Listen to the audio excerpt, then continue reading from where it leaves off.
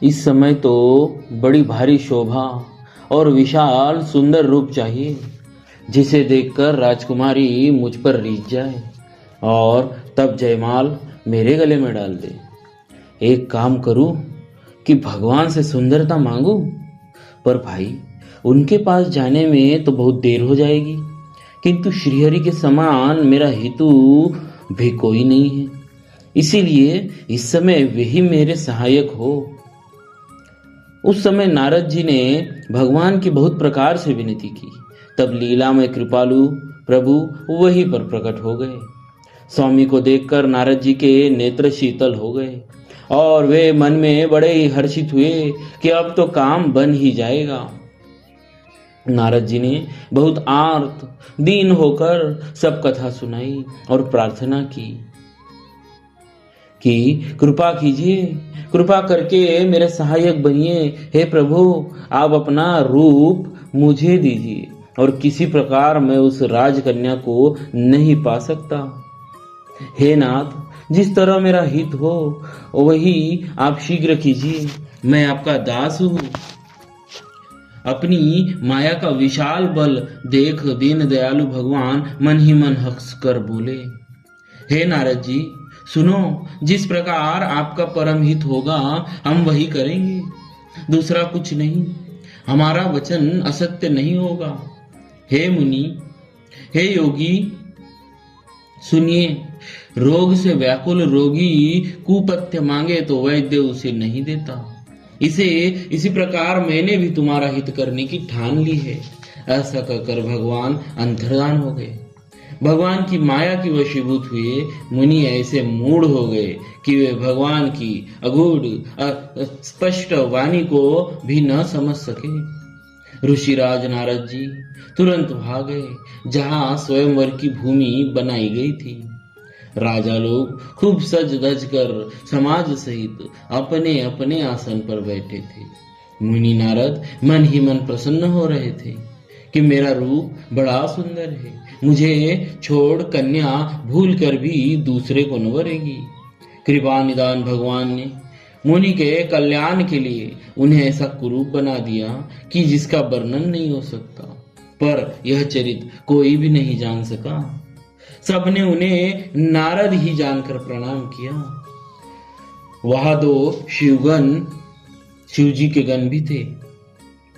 वे सब भेद जानते थे और ब्राह्मण का वेश बनाकर सारी लीला देखते फिरते थे। वे भी बड़े मौजी थे। नारद जी अपने हृदय में रूप का बड़ा अभिमान लेकर जिस पंक्ति में जाकर बैठे थे, ये शिव जी के गणों दोनों गण भी वहां बैठ गए। ब्राह्मण के वेश में होने के कारण इनकी इस चाल को कोई न जान सका। वे नारद जी को सुना कर व्यंग वचन कहते थे। भगवान ने इनको अच्छी सुंदरता दी है, इनकी शोभा देखकर राजकुमारी रीझ ही जाएगी। और हरि वानर जानकर इन्हीं को खास तौर से वरेगी। नारद मुनि को मोह हो रहा था क्योंकि उनका मन दूसरे के हाथ माया के वश में था। शिव जी के गण बहुत प्रसन्न होकर हंस रहे थे। यद्यपि मुनि उनकी अटपटी बातें सुन रहे थे, पर बुद्धि भ्रम से सनी हुई होने के कारण वे बातें उनको समझ में नहीं आती थी। उनकी बातों को वे अपनी प्रशंसा समझ रहे थे। इस विशेष चरित्र को और किसी ने नहीं जाना, केवल राजकन्या ने नारद जी का वह रूप देखा। उनका बंदर सा मुंह और भयंकर शरीर देखते ही राजकन्या के हृदय में क्रोध उत्पन्न हो गया। तब राजकुमारी सखियों के साथ लेकर इस तरह चली मानो राजहंसिनी चल रही हो। वह अपने कमल जैसे हाथों में जयमाला लिए सब राजाओं को देखती हुई घूमने लगी। जिस ओर नारद जी रूप के गर्व में फूले बैठे थे, उस ओर उसने भूल कर भी ताका नहीं। नारद मुनि बार बार उचकते और छटपटाते। उनकी दशा देखकर शिव जी के गण मुस्कुराते हैं। कृपालु भगवान भी राजा का शरीर धारण कर वही जा पहुंचे। राजकुमारी ने हर्षित होकर उनके गले में जयमाला डाल दी। लक्ष्मी निवास भगवान दुल्हनी को ले गए। सारी राजमंडली निराश हो गई। मोह के कारण मुनि की बुद्धि नष्ट हो गई थी। इससे वे राजकुमारी को गई देख बहुत ही विकल हो गए, मानो गांठ से छूटकर मणि गिर गई हो। तब शिव जी के गणों ने मुस्कुराकर कहा, जाकर दर्पण में अपना मुंह तो देखिए। ऐसा कहकर वे दोनों बहुत भयभीत होकर भागे। मुनि ने जल में झांककर अपना मुंह देखा। अपना रूप देखकर उनका क्रोध बहुत बढ़ गया। उन्होंने शिव जी के उन गणों को अत्यंत कठोर शाप दिया, तुम दोनों कपटी पापी, जाकर राक्षस हो जाओ। तुमने हमारी हंसी की, उसका फल चखो। अब फिर किसी मुनि की हंसी करना। मुनि ने फिर जल में देखा तो उन्हें अपना असली रूप प्राप्त हो गया। तब भी उन्हें संतोष नहीं हुआ। उनके होठ फड़क रहे थे और मन में क्रोध भरा था। तुरंत ही वे भगवान कमलापति के पास चले। मन में सोचते जाते, जाकर या तो शाप दूंगा या प्राण दे दूंगा।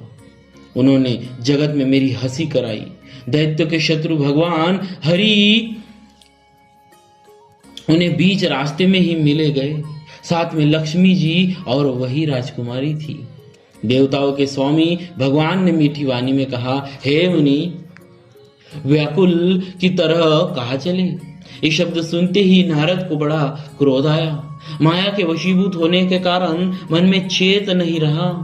मुनि ने कहा, तुम दूसरों की संपदा नहीं देख सकते, तुम्हारी ईर्ष्या और कपट बहुत है।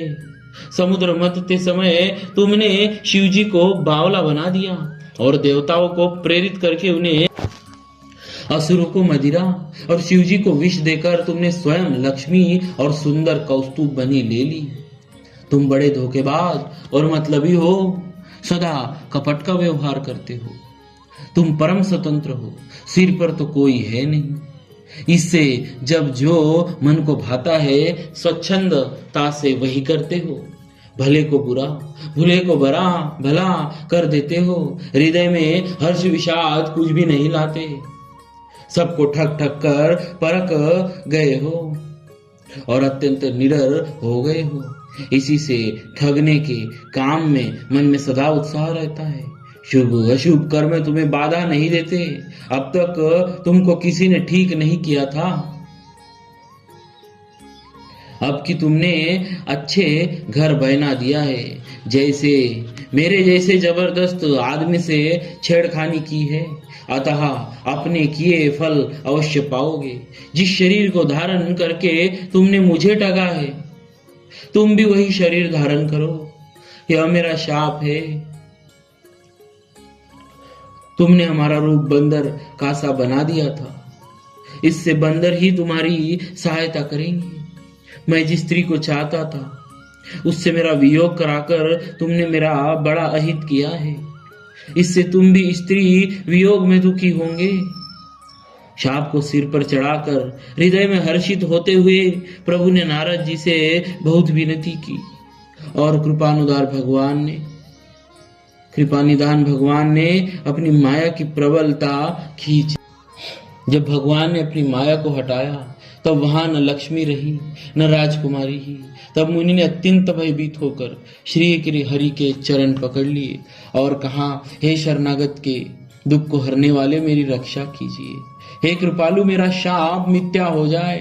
तब दिनों पर दया करने वाले भगवान ने कहा कि यह सब मेरी ही इच्छा से हुआ है। हे मुनि ने कहा, मैंने आपको अनेक खोटे वचन कहे, मेरे पाप कैसे मिटेंगे? भगवान ने कहा, जाकर शंकर जी के शतनाम का जप करो, इससे हृदय में तुरंत शांति होगी। शिव जी के समान मुझे कोई प्रिय नहीं है, इस विश्वास को भूलकर भी न छोड़ना।